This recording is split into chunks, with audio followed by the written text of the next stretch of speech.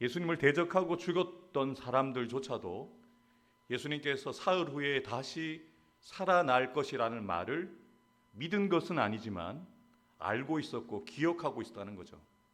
예수님께서는 사랑하는 제자들을 위해서 십자가를 앞두시고 3번에 걸쳐서 십자가의 죽으심과 부활에 대해서 예언하셨습니다.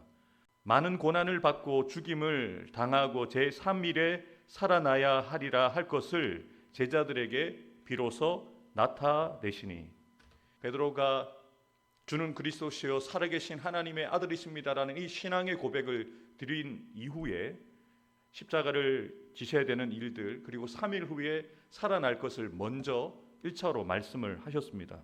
그리고 두 번째로 죽임을 당하고 내가 제3일에 살아날 것이다, 다시 한번 말씀하십니다. 세 번째로 제자들이 누가 크냐 논쟁을 하고 있을 때 예수님께서 다시 한번 제자들에게 지금 자신이 올라가는 길이 고난을 당하고 죽임을 당하는 십자가의 길임을 말씀하십니다. 더 구체적으로 말씀하시죠. 사람들이 나를 조롱하고 채찍질하고 결국 십자가에 못 박게 할 것이다. 아주 구체적으로 제자들에게 되어질 일을 예언했다는 거죠. 그럼 만약에 제자들이 이 3번의 말씀을 듣고 예수님의 말씀을 믿었다면 어떻게 반응을 했어야 될까요? 비록 자신이 죽을까 봐 예수님이 잡히실 때 다 도망을 갔지만 예수님이 십자가에서 죽으신 이후에 장례를 치러 드려야 될 것 아니겠습니까? 그런데 제자들이 예수님의 장례를 치러 드리지 않습니다. 아리마대 요셉, 니고데모가 예수의 제자됨을 고백하고 예수님의 시신을 수습해서 장례를 치르게 되죠. 그리고 오늘 본문은 안식 후 첫날 이렇게 시작을 합니다. 예수님이 말씀하신 그 3일째 되는 날이라는 의미입니다. 네, 여러분, 3일째 되는 날까지 제자들이 어디에 있었을까요? 그들은 집에 숨어 있었습니다. 무서워서, 죽을까 봐. 예수의 제자들이 예수님께서 이렇게 분명하게 말씀하셨음에도 불구하고 말씀을 기억하지 못했습니다. 혹시 말씀을 기억했다고 하더라도 말씀을 믿지 못했죠. 예수님께서는 겟세마네 동산에 올라가시기 전에 제자들에게 이렇게 말씀하십니다. 내가 살아난 후에 너희보다 먼저 갈릴리에 갈 것이다. 이 이야기는 3일 전에 하신 이야기죠. 그 결정적인 순간에 예수님께서는 분명하게 제자들이 자신을 버리고 떠날 것을 이미 알고 계셨어요. 그러나 주님께서는 그들을 위해서, 그러나 너희들이 나를 다 버리고 떠날지라도 그러나 나는 내가 해야 될 일을 할 것이다. 십자가에서 죽음을 맞을 것이고 3일 후에 다시 살아나서 너희보다 먼저 갈릴리로 갈 것이다 라고 주님은 이미 이렇게 예언하셨죠. 그런데 여러분, 오늘 말씀을 통해서 우리가 보게 되어지지만 아무도 예수님의 무덤가에 찾아오지 않았습니다. 무덤을 지키는 자들은 대제사장과 바리새인들이 파송한 군대뿐이었습니다. 이해되지 않는 상황이죠. 제자들이 그 무덤가를 지켰어야죠. 3일 밤을 금식하면서 예수님이 부활하신다고 말씀하셨으니 그 말씀 붙잡고 기다렸어야죠. 그런데 아무도 기다리지 않습니다. 의미 있는 것은 예수님께서 예루살렘에 올라가셔서 십자가를 지시기 전에 가장 마지막에 행하신 기적이 죽은 나사로를 살리신 기적입니다. 제자들의 내리 속에 가장 기억이 남는 기적은 죽은 사람이 살아나는 거거든요. 예수님께서 나인선 가부의 아들도 살리셨지만 또 회당장 야이로의 딸도 살리셨지만 마지막 나사로를 살리신 사건은 더 임팩트가 있었잖아요. 많은 유대인들이 나사로가 살아났다는 것을 보았고 또 그 현장에 예수님과 함께 제자들, 의심 많은 도마도 그곳에 있었습니다. 그리고 그곳에서 마르다와 마리아와 나누는 대화를 다 듣고 있었죠. 예수님이 마르다에게 무엇이라고 분명하게 말씀하셨습니까? 나는 부활이요 생명이니 나를 믿는 자는 죽어도 살겠고 살아서 나를 믿는 자는 영원히 죽지 아니하리니 이것을 내가 믿느냐. 마르다에게 주신 말씀이지만 그곳에 함께한 제자들이 듣도록 하신 말씀입니다. 나는 부활이다. 나는 생명이다. 나를 믿는 자는 죽어도 살게 될 것이고 살아서 믿는 자는 영원히 죽지 아니할 것이다. 주님이 선언하셨잖아요. 이 말씀을 제자들과 마르다가 아멘으로 받았다면 이 말씀을 아멘으로 받은 사람들이 예수님 그 무덤가에 모여 있어야 되죠. 무덤가에는 오늘 본문에 나온 것처럼 막달라 마리아 한 여인만 예수님의 시신에 향유를 발라드리기 위해서 찾아갔다는 거죠. 예수님께서 사역하실 때 나누고 베푸셨던 떡을 먹고 물고기를 먹었을 때는 수만 명의 사람들이 모여 들어섰습니다. 예수님이 병자를 고치시고 귀신을 쫓아내실 때는 자신의 문제를 해결받기 위해서 예수님 곁에 구름대처럼 모여들었죠. 그런데 예수님이 필요로 할 때는 아무도 그 곁을 지키고 있지 않습니다. 예수님이 약속하신 그 말씀을 들었던 이들이, 가장 가까이서 들었던 이들이, 믿어야 될 이들이 그 말씀 믿고 주님의 그 무덤가를 지키지 않았다는 거죠. 그런데 주님은 주님이 하실 일을 하셨습니다. 십자가를 지셨고 죽으셨고 말씀하신 대로 3일 만에 부활하셨습니다. 이것을 사도 요한은 자신의 부끄러운 고백이에요. 왜냐하면 자신도 그곳에 있지 않았잖아요. 자신도 예수님의 무덤가를 지킨 제자가 아니거든요.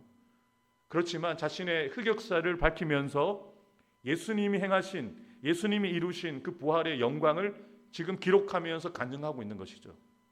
안식 후 첫날에 막달라 마리아가 예수님을 찾아갔을 때 돌문이 열려 있고 그리고 예수님이 입고 있었던 그 세마포 옷은 다 벗어진 채로 정돈되어 있는 모습을 막달라 마리아가 보는 거죠. 부활하신 예수님을 처음 본 증인이 바로 막달라 마리아였습니다. 예수님이 택하시고 부르신 12명의 제자가 아니라 예수님을 누구보다 사랑했던 막달라 마리아. 왜 막달라 마리아가 부활하신 예수님을 가장 먼저 만나는 이 은혜를 경험했을까요? 간단합니다. 누구보다 주님을 사랑했기 때문입니다. 막달라 마리아는 누구보다 은혜를 많이 받았기 때문입니다. 여러분, 막달라 마리아는 정말 용서받을 수 없을 것 같았던 정말 실패한 인생, 버려진 인생이라고 생각을 했거든요. 그런데 유일하게 자신을 받아주신 분이 예수님이었습니다. 유일하게 사람 취급해 주신 분이 예수님이었습니다. 유일하게 사랑해 주신 분이 예수님이었습니다. 어떻게 보면 생명의 은인이죠. 부활하신 주님 다시 살아나지 않아도 막달라 마리아는 상관없어요. 이미 받은 은혜가 있거든요. 이미 받은 사랑이 있거든요. 그 은혜와 사랑을 보답하기 위해서 부활하실 거라고 믿고 간 게 아닙니다. 그냥 예수님의 시신을 수습하고 그 시신에 향유를 발라드리기 위해서 찾아갔을 뿐이죠. 주님을 사랑하고 받은 은혜가 커서 감격하여서 무덤을 찾아갔을 때 어떤 은혜를 경험하게 됩니까? 부활하신 예수님을 처음 만나는 증인이 되었습니다. 이게 얼마나 영광스러운 일이겠습니까? 사랑하는 성도 여러분, 하나님께서 어떤 사람에게 은혜를 주실까요? 주님을 사랑하는 사람이에요. 주님께 받은 은혜를 기억하고 그 은혜에 반응하는 사람을 하나님은 은혜를 더하여 주십니다. 성경은 분명하게 막달라 마리아라는 여인의 이름을 기록합니다. 부활하신 예수님을 찾아간 첫 사람, 부활하신 주님을 만난 첫 증인. 제자들의 이름은 언급되지 않고 베드로와 요한도 막달라 마리아의 얘기를 듣고 빈 무덤만 찾아왔을 뿐 그들도 부활하신 것을 믿고 그곳을 기다리지 않고 다시 돌아가잖아요.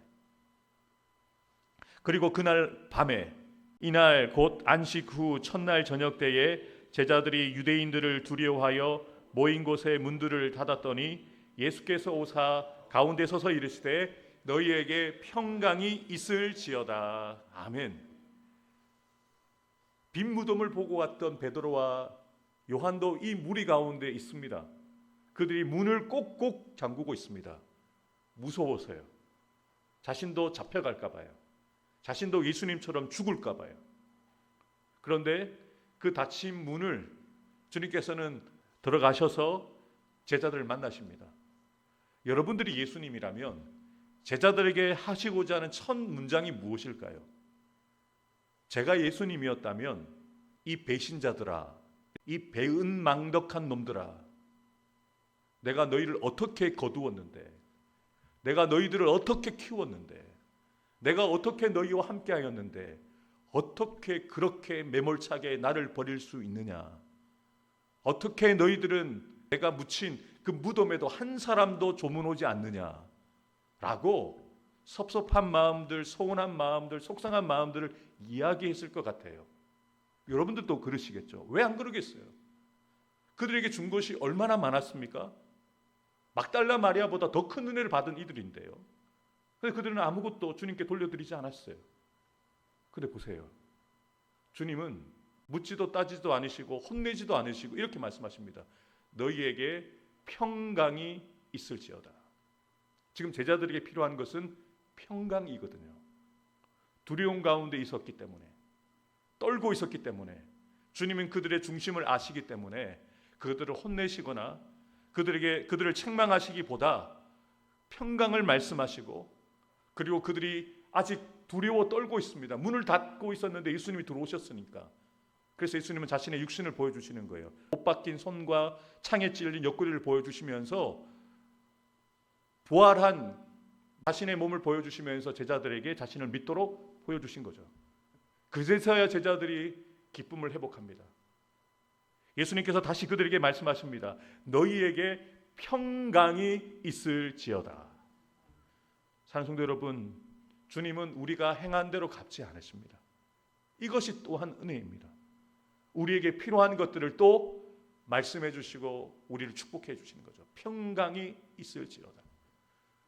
부활하신 주님을 만난 제자들이 비로소 정말 그 말씀들이 우리에게 실제가 되었다는 것을 깨닫게 되어지는데요.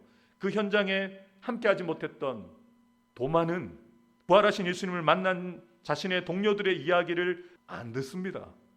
안 믿습니다. 내가 못자국 난 곳에 옆구리에 손을 넣어봐야지만 믿겠다라고 역시 의심 많은 도마의 모습 그대로를 보여주죠. 그때 예수님께서는 부활하신 이후에 여드레 후에 약 일주일 후에 다시 도마를 위해서 찾아가십니다. 여드레를 지나서 제자들이 다시 집안에 있을 때 도마도 함께 있고 문들이 닫혔는데 예수께서 오사 가운데 서서 이르시되 너희에게 평강이 있을지어다 하시고 도마에게 이르시되 내 손가락을 이리 내밀어 내 손을 보고 내 손을 내밀어 내 옆구리에 넣어보라. 그리하여 믿음 없는 자가 되지 말고 믿는 자가 되라.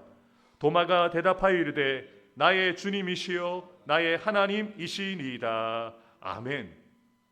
의심 많은 도마를 위해서 맞춤형 신방을 가신 겁니다. 다른 제자들은 이미 보여주었고 이미 만났기 때문에 굳이 가시지 않아도 되는데 의심 많은 도마 한 사람을 위해서 예수님이 재방문을 하신 거예요. 그리고 의심 많은 도마가 넣어보고 싶었던 그 못자국, 그 옆구리에 있는 그 창자국에 있는 그 부분에 손을 넣어보라고 친히 몸을 보여주시는 거죠. 그러면서 주님이 정말 사랑하는 마음을 담아서 도마에게 이야기합니다. 믿는 자가 되라. 나를 믿는 자가 되고 나를 본 사람들, 나를 만난 사람들이 말하는 그 말씀을 믿는 자가 되라고 주님께서 권면하십니다. 그제서야 도마는 이렇게 고백하죠. 당신은 나의 주님이시며 나의 하나님이십니다. 여러분, 이 고백이 정말로 중요합니다. 아무리 다른 사람이 만난 하나님에 대한 이야기를 들어도 다른 사람이 만난 부활하신 주님에 대한 이야기를 듣는다고 해서 그 주님이 나의 주님이 되지 않고 그 하나님이 나의 하나님이 되지 않는다면 아무런 소용이 없습니다. 도마와 같이 부활절을 맞는 저와 여러분들이 무엇이라고 고백해야 됩니까? 나의 하나님은, 나의 주님은 다시 살아나셨습니다. 이 고백이 여러분들과 제 입술에서 고백되어지는데 마음에서 믿음으로 입술로 고백되어져야 된다는 거죠. 여러분의 하나님은 살아계십니까? 여러분의 하나님은 살아계셔서 여러분의 가정을 돌보고 계십니까? 여러분의 하나님은 살아계셔서 여러분의 직장과 일터에 여러분들과 함께 하십니까? 이걸 믿어야 된다는 거죠. 하나님은 살아계신데 살아계신 하나님이 마치 죽은 것처럼 믿는 신앙생활하는 사람들이 많다는 거죠. 하나님이 살아계셔서 우리와 함께 하시고 우리의 기도를 들으시는데 기도함에도 불구하고 두려워하고 염려하고 걱정하고 답답해하면서 일상을 살아간다는 거죠. 하나님은 살아계시지만 그 사람에게는 하나님이 죽어 있는 거죠. 부활하셨습니다. 부활하신 주님이 제자들 가운데 나타나셔서 친히 말씀하시고 평강을 말씀하시고 몸을 보여주셨는데 도마는 안 믿습니다. 현실 가운데 부활하신 예수님이 함께 계시는데도 자신의 현실이 아니라고 받아들이지 않고 나는 부활하신 것을 못 믿는다. 끝까지 그렇게 할 수 있는데 주님이 일부러 찾아가셔서 이 고백을 듣기 위하여 이 고백을 할 수 있도록 나의 주님, 나의 하나님, 당신은 살아계십니다라는 이 고백을 드릴 수 있도록 주님께서 친히 도마를 품어주신 거죠. 나를 보아서 믿느냐? 나를 보지 않고 믿는 자는 복되도다. 이 말씀은 누구를 위한 말씀일까요? 저와 여러분들을 위한 말씀입니다. 우리는 부활하신 주님을 만난 적이 없습니다. 부활하신 주님의 그 못자국에 옆구리에 손가락을 넣어본 적이 없습니다. 그런데 여러분, 더 놀라운 사실은 여러분들과 저는 도마보다 더 확실한 믿음을 가지고 부활하신 주님을 믿고 있다는 것이죠. 내일 부활절을 맞게 되어지는 내일 우리가 예배를 드리면서 이 고백을 드리고 남은 평생 동안 우리의 일상 가운데 이 고백을 드리기 원합니다. 나의 주님은 다시 살아나셨고 지금부터 영원까지 나와 함께 하십니다. 아멘. 아멘이십니까? 정말 아멘입니다. 예수님께서 막달라 마리아에게 제자들에게 전하라고 하셨던 말씀이 무엇이었습니까?